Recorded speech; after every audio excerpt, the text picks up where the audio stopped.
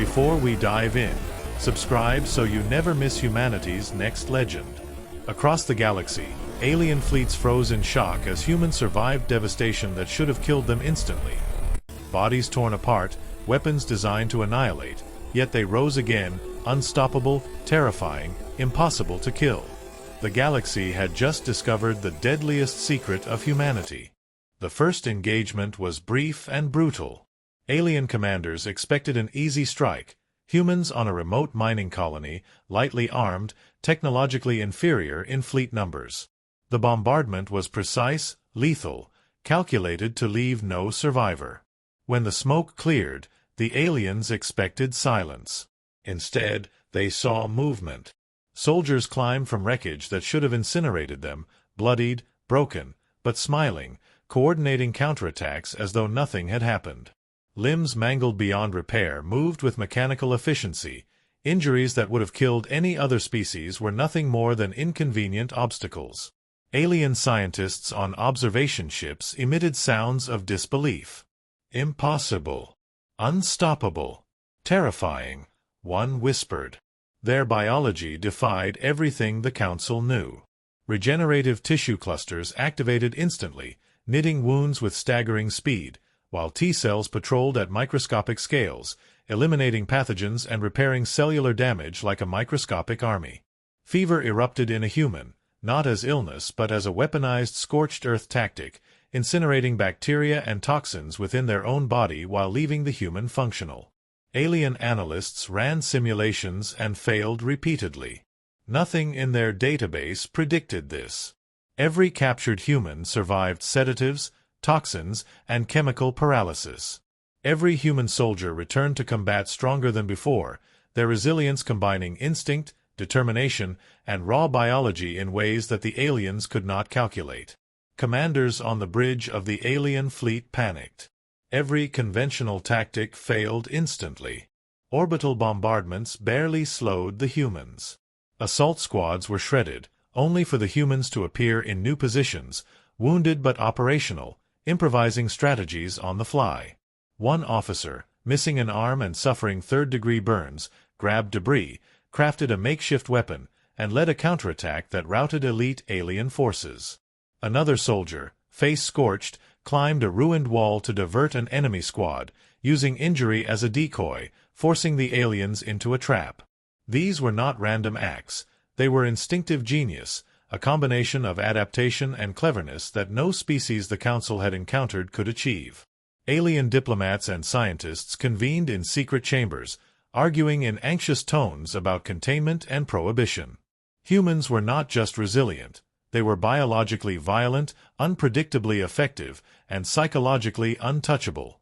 Attempts to impose a combat ban seemed logical, but the humans' unpredictability rendered traditional diplomacy irrelevant.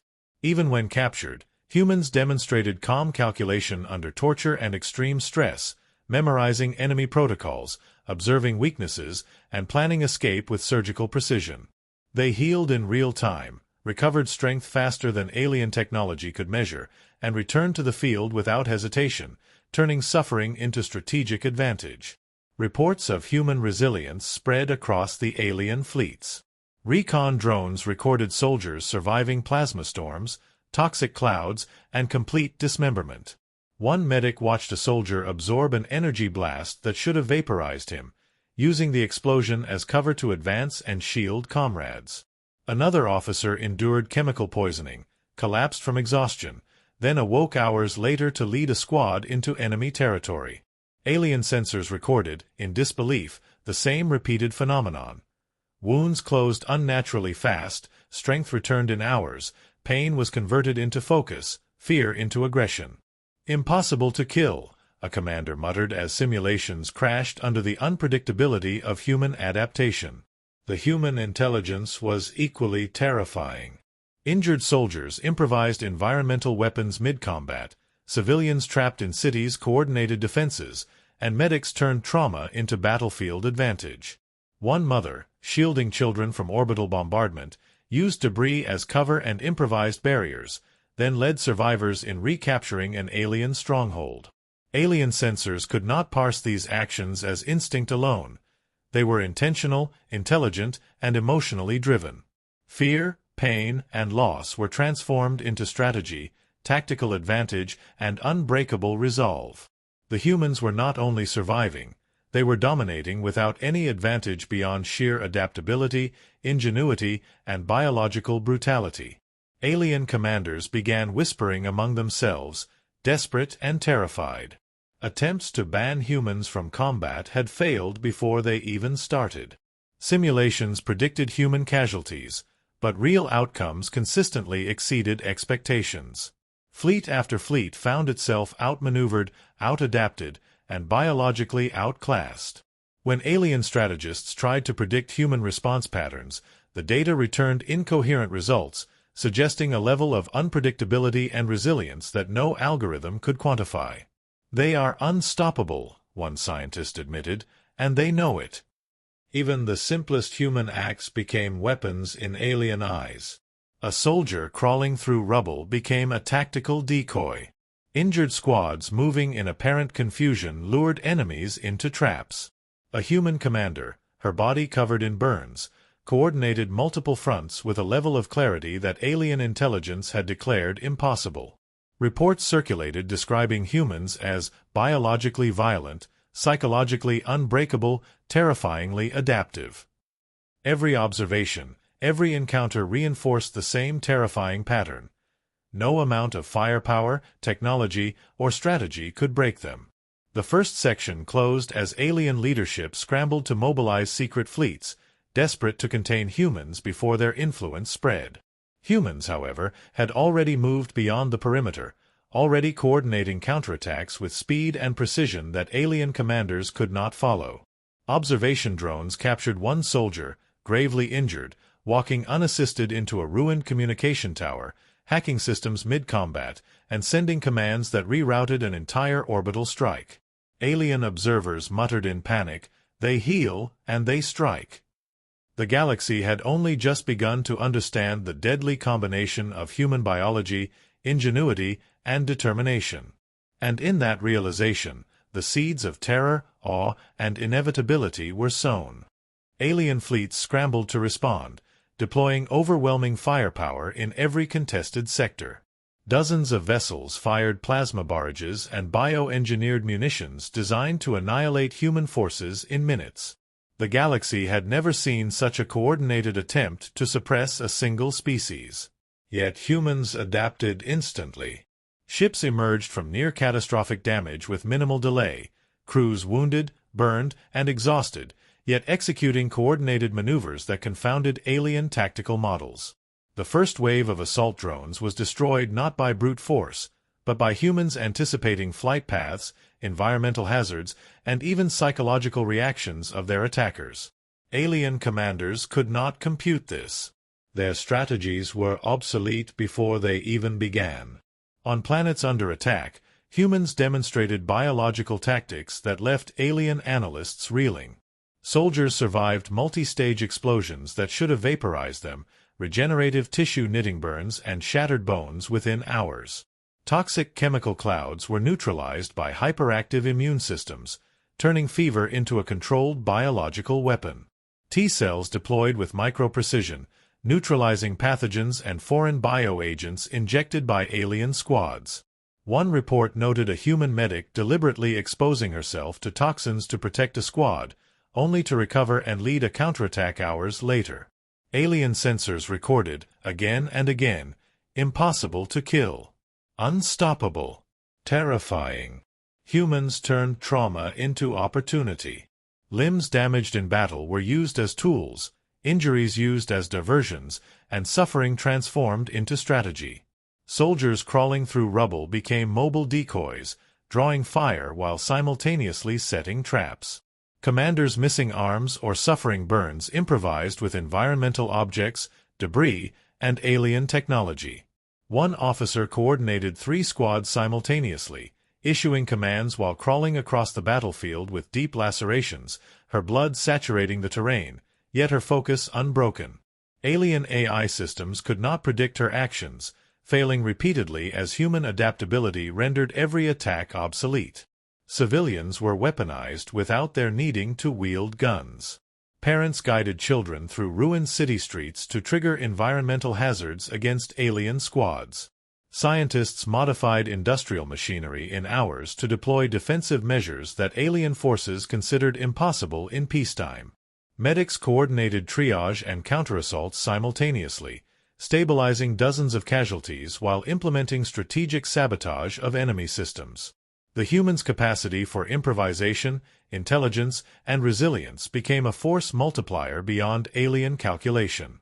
The aliens' fear escalated when a human mother shielded dozens of children from an orbital bombardment using debris, her body absorbing the brunt of plasma fire. Despite severe burns and lacerations, she rallied the survivors, organized counterattacks, and used every injury as an advantage. Alien observers noted in panic that human biology combined with psychology had created a species-level tactical weapon. The word spread across fleets: biologically violent, unpredictable, impossible to kill. Reports of similar feats multiplied from system to system, each one compounding alien disbelief. Humans did not rely on brute force alone. A single squad could dismantle fortified alien positions with calculated improvisation. Soldiers coordinated with civilians, medics, and engineers to create traps using environmental hazards. Explosions, structural collapse, and even gravity manipulation were exploited in real time. One soldier, severely injured, crawled into a ruined reactor core and manipulated its systems to collapse the facility onto approaching alien forces. Another, burned over 70% of his body, redirected a plasma stream meant to destroy a city to annihilate an alien supply convoy. Alien commanders could only watch helplessly, their expectations shattered. Alien fleets attempted bioweapon strikes, releasing engineered pathogens designed to cripple human physiology. Humans countered through hyper-adaptive immune responses, turning each attack into a controlled battlefield advantage. Fever, pain, and trauma became offensive tools. A single squad intentionally exposed itself to toxic gas to force alien troops into strategic errors, while regenerative cells repaired their bodies in hours. Medics documented that T-cells in humans were not merely defensive, they actively scouted, targeted, and neutralized threats faster than alien nanotechnology could replicate. Human bodies were entire battlefields at microscopic scale. Alien analysts noted another terrifying factor: humans were psychologically indomitable. Soldiers who lost comrades did not falter. Captured individuals memorized enemy protocols and returned to field operations with superior knowledge, exploiting weaknesses in alien formations. Civilians participated willingly in these operations, demonstrating intelligence, ingenuity, and courage beyond any known species. Humans laughed in the face of death, grieved strategically to inspire others, and coordinated attacks while enduring conditions that should have caused panic or collapse. Every calculation the aliens made failed. Every prediction was obsolete before it was transmitted. The humans' coordination was nearly telepathic. Injuries, battlefield chaos, and psychological stress did not hinder communication, they enhanced it. Soldiers without limbs improvised signals, medics adjusted triage orders on the fly, engineers modified terrain, and commanders coordinated multiple operations while enduring critical wounds. Alien fleets attempted to disrupt these patterns, but humans anticipated interference, exploiting gaps in alien strategy with lethal precision. One fleet reported, "They are everywhere. They are unstoppable. And they do not fear death." Amidst the chaos, alien commanders debated containment once again.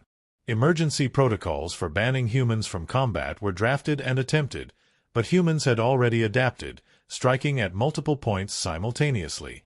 Fleets were destroyed, command networks hacked, supply lines repurposed, all while the humans' own injuries regenerated. One voice recorded on a communication channel simply repeated, "Impossible to kill."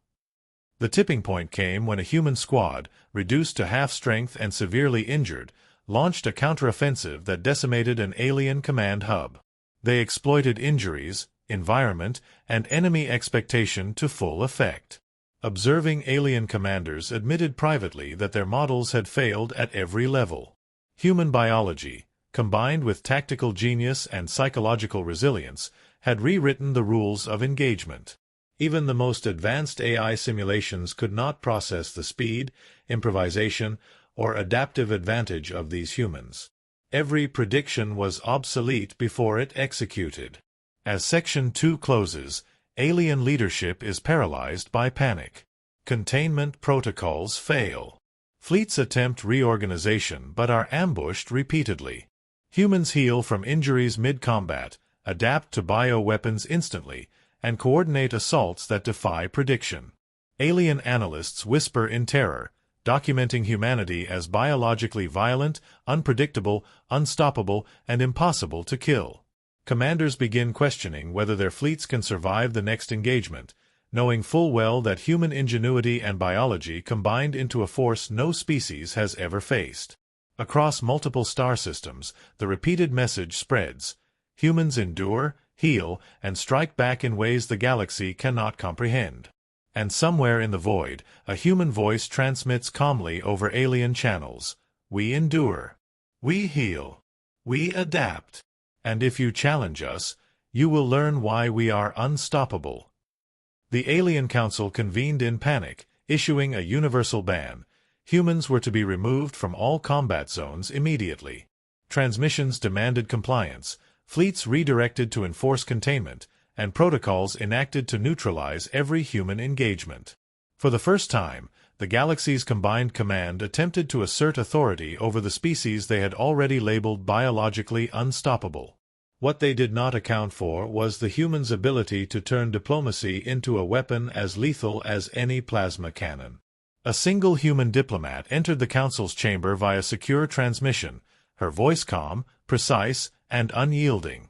Every syllable carried the weight of battlefield experience, of medics tending to corpses while fending off orbital bombardment, of soldiers crawling across rubble with shattered bodies to save civilians, of commanders improvising strategies mid-assault.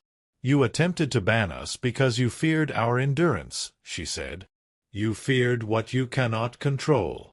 And you are right to fear it. But understand this, banning us does not stop us. It only delays the inevitable." Alien delegates exchanged panicked glances. For the first time, words alone seemed to wound them. While the Council argued, humans acted. Across dozens of contested systems, fleets that should have been cornered executed perfectly timed strikes. Ships previously declared destroyed reappeared, hulls battered but operational. Wounded crews coordinated attacks that no alien algorithm could predict. One officer, missing an arm and burned over half her body, led a squadron through an asteroid field that had been mined and trapped, turning hazards into lethal advantages. Another soldier redirected a plasma bombardment meant to devastate a city into an enemy supply line, simultaneously using her own injuries as a decoy to draw enemy fire. Alien strategists watched in horror as humans flipped every assumption on its head. Human biology amplified their dominance. Fevered bodies neutralized pathogens introduced as tactical bioweapons. Regeneration accelerated mid-battle, turning wounds into temporary shields, injuries into deceptive advantages. T-cells acted like microscopic armies, systematically dismantling alien chemical and viral attacks faster than alien technology could detect. Soldiers who should have been immobilized fought with improvised tools, debris, and stolen alien systems.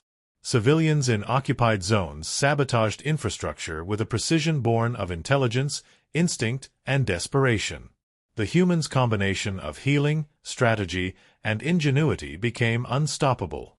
Alien scientists noted in disbelief, they are not just surviving. They are weaponizing their biology. Alien fleets attempted to regroup and impose the ban. Orders were transmitted to isolate human-controlled sectors, but human coordination made containment impossible. Communications were hacked mid-transmission, fleets rerouted, supplies seized, and command hubs neutralized in hours. Every attempt at suppression failed spectacularly. Soldiers recovered from injuries while directing tactical strikes. Medics engineered battlefield recovery points from rubble. Engineers converted environmental hazards into offensive tools. Humans did not merely endure, They dominated, using biology, strategy, and emotion as one cohesive force. The psychological dimension terrified the aliens even further. Captured humans observed enemy formations, memorized weaknesses, and escaped in ways that left alien analysts questioning the limits of possibility. Civilians who should have been liabilities became integral to operations, improvising traps and defenses that demonstrated foresight and ingenuity far beyond alien understanding. Soldiers who had lost comrades leveraged grief into strategy, fear into focus, exhaustion into improvisation. Each human acted as an extension of their squad, and each squad as a force multiplier for entire systems. The aliens' algorithms, simulations, and AI failed repeatedly. In one critical transmission, a human commander addressed a fleet mid-battle, voice steady despite severe injuries. "We endure. We heal. We strike. And if you continue to challenge us, you will witness why the galaxy fears humanity. Every wound, every loss, every setback is fuel for what comes next. We do not break. We do not yield. And we do not die. Understand this. Your attempts to contain us are meaningless." The calm authority in the words, delivered with the presence of someone who had survived orbital bombardments, plasma fire, and toxin exposure, sent ripples of panic through the alien command network. By the time the Council realized their ban had no effect, the humans had already turned every contested zone into a network of strategic dominance. Injured soldiers improvised weapons from debris. Medics engineered battlefield triage that doubled as tactical control centers. Civilians acted as intelligence nodes, exploiting alien behavioral patterns. Every battle became a demonstration of the lethal combination of human biology, psychology, and ingenuity. Observers across multiple sectors recorded identical reports: unstoppable, terrifying, biologically violent, impossible to kill, unpredictable. The humans had become a living nightmare for a galaxy that relied on predictability, calculation, and technology. The aliens' final attempt at suppression failed spectacularly. Fleets intended to encircle human-controlled systems were ambushed using environmental hazards, improvised weapons. Every calculation made by alien strategists proved worthless. The humans had rewritten the rules of engagement with biology and intellect combined. Amid the chaos, the diplomat who had addressed the Council earlier issued a final, definitive warning across the communication channels. "You cannot stop what heals. You cannot contain what adapts. We are not merely survivors. We are the reckoning. Remember humanity. Fear humanity. And when we strike, understand that this is only the beginning." Across the galaxy, alien fleets faltered. Command networks collapsed. The realization settled into every corner of their civilizations. The humans were not just combatants. They were unstoppable forces of nature, biologically and strategically lethal, impossible to predict, impossible to kill. The story of humanity's healing and adaptation became legend in real time. Every alien observer, every fleet, every planetary system recognized a single terrifying truth. Humans were biologically violent, strategically brilliant, psychologically unbreakable, and unstoppable. A mother could rally an entire settlement. A diplomat could unseat a council. A wounded soldier could single-handedly redirect an orbital assault.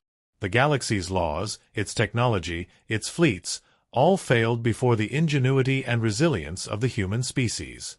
And as human ships departed from the last contested system, unbroken and victorious, the diplomat's final words echoed across the void: "We endure. We heal. We adapt. We fight. Underestimate us at your peril. Humanity is not merely alive. We are inevitable." The aliens could no longer ignore the reality that humans were no longer a species to be contained or banned. They were a force of nature, impossible to destroy, impossible to predict, and destined to leave a permanent mark on the galaxy. The galaxy had discovered why humans healed so fast. In doing so, it had unleashed a species whose biology, strategy, and willpower made it a reckoning the universe had never seen. And the final, unspoken truth hung in the void like a warning. Humanity could not be stopped.